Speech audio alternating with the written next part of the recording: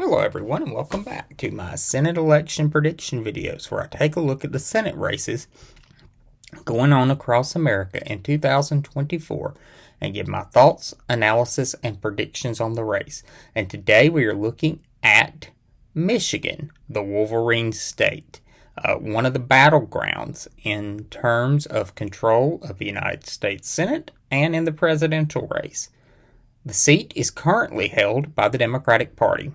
The current incumbent senator is Senator Stabenow, and Senator Stabenow has decided to retire at the end of her fourth term. In 2018, Senator Stabenow's margin of victory to what would become her final term in the United States Senate was just over 6%. In 2020, Joe Biden won the state of Michigan with a margin of victory of 2%.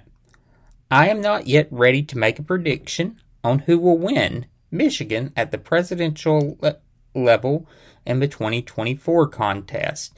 Former President Trump and Vice President Harris both have a realistic and feasible chance of winning the state of Michigan. To win the state of Michigan, Vice President Harris is going to have to rely on a good turnout in Detroit and Lansing, which is becoming an increasingly important Democratic stronghold, and the suburbs of those cities. For President Trump to be successful, he is going to need a strong turnout in rural Michigan and a lower than expected turnout in Detroit. He's also going to need some Arab American voters in the state of Michigan to not vote for Vice President Harris. He doesn't necessarily need them to vote for him. He just needs them to either skip the presidential race, vote for Jill Stein, or even cast a ballot for himself. A lot of Arab Americans in Michigan have expressed deep disappointment in the Biden administration's handling of the conflict in Gaza between Israel and Hamas, and America's support of Israel in that conflict.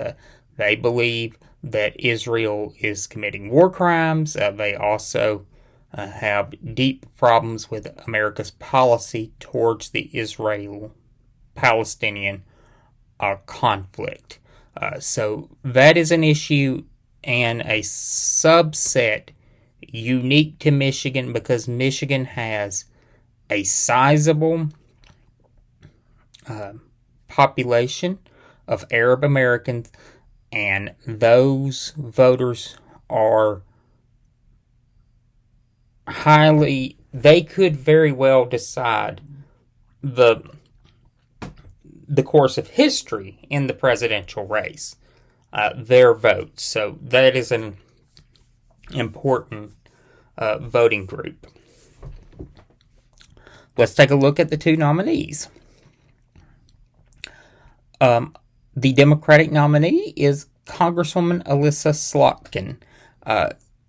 Ms. Slotkin, prior to being elected to the House of Representatives in 2018, served in the intelligence community. She was a student at Columbia University on September 11th, and the attacks inspired her to pursue a career in the intelligence field. And she joined the CIA and did stints at the Defense Department and the State Department in both Bush and Obama's administration. She also briefed both presidents and held non-political and political appointed jobs in those administrations. After President Obama left office in 2017, she was inspired to run for the House of Representatives after her then congressman came out in support of repealing the Affordable Care Act. And in 2018, she was part of a large group of Democrats who were elected and part of a particularly notable subset of Democrats who had national security experience in 2018. The Democrats did a really good job of recruiting Democrats with backgrounds in the military or the intelligence field or Obama alumni. A lot of Obama alumni were elected to the House of Representatives in 2018. So Congresswoman Slotkin is part of that. In the House, she has distinguished herself by her bipartisan nature while being a committed Democrat. She voted against the election of Nancy Pelosi as Speaker in 2019 in her first vote in the House, which she had promised to do. She was a part of the Problem Solvers Conference. And in 2019, when evidence emerged that then President Donald Trump had tried to intimidate Ukrainian President Vladimir Zelensky into opening a politically motivated investigation into Joe Biden and Hunter Biden, she was part of a group of Democrats who came out in support of his impeachment. And those Democrats coming out in support of impeachment was seen as key to letting Nancy Pelosi know that it was safe to go for impeachment. They were kind of the ones that gave the green light to Democratic leadership to go ahead and pull the lever on a Trump impeachment, and it resulted in Donald Trump's first of two impeachments. The Republican nominee is Mike Rogers. Mr. Rogers served in Congress from 2000 to 2014. And an interesting thing is a lot of Congressman Rogers' old district is now in Congresswoman Slotkin's district, especially after the redistricting that occurred in 2022. So she now represents a lot of his old district. But Mike Rogers, after leaving Congress, moved to Florida. And there's a lot of question about whether or not he lives in the state of Michigan currently. He is one of several Republican Senate candidates that have questions about his residency. And there are a couple serving members of the Republican conference in the United States Senate where there's questions about his residency. So Florida could very well possibly be getting its fourth United States Senator if Mr. Rogers is elected, and some say their fifth senator, as quite a number of Republicans face controversies about their residency. In the House, Rogers was seen as a Bush-era compassionate conservative, although on television he would play as a fire breather and as a warrior for conservative causes. Behind the scenes, he was much more of a bipartisan deal maker.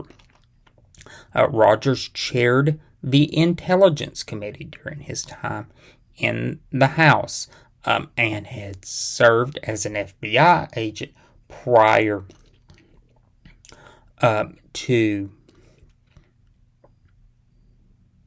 his time in politics. He retired in 2014 and, as I mentioned, moved to Florida. He was actually vetted to be FBI director in 2017 after former President Donald Trump fired then FBI Director James Comey. But he was not chosen, and instead Christopher Wray was. In the 2024 primary, he was the early favorite and establishment pick, and even though there were some big names in the race, in the end it was a very easy victory for him in the primary. Let's take a look at the primary results. And as you would expect in a swing state, there was a pretty evenly divided balloting, even though both candidates had opponents in the primary. In the end, it was really not close for either one. But 51% of voters in the state of Michigan cast votes for Democratic candidates, and 48% cast votes for Republican candidates. And how do I think this race is going to turn out? I think Congresswoman Slotkin is going to become Senator Slotkin. And it's a hold for the Democratic Party. She has had a tremendous advantage on the airwaves, whereas Rogers has not been on the airwaves. In a recent debate, she really focused in on his record on abortion and his longtime support of restrictions on abortion, and his voting record when he was in the House on supporting abortion restrictions, and now him trying to claim that he would not support a national abortion ban when evidence suggests that he had prior supported such measures. She also pointed out that when it was time for Michiganders to vote on an abortion referendum, he was missing in action because he was living in the state of Florida. And in 2022, Michigan had a gubernatorial candidate who was very much anti-abortion, and she was also a female. The governor is a female, Governor Whitmire, but that was to her detriment, and Democrats actually took control of the state legislature in Michigan for the first time in nearly 3 decades. And a big part of that was the issue of choice and the issue of reproductive rights. So my belief is that Congresswoman Elissa Slotkin will become Senator Slotkin, and it's a hold for the Democratic Party, and it's going to be in large part due to the Dobbs effect.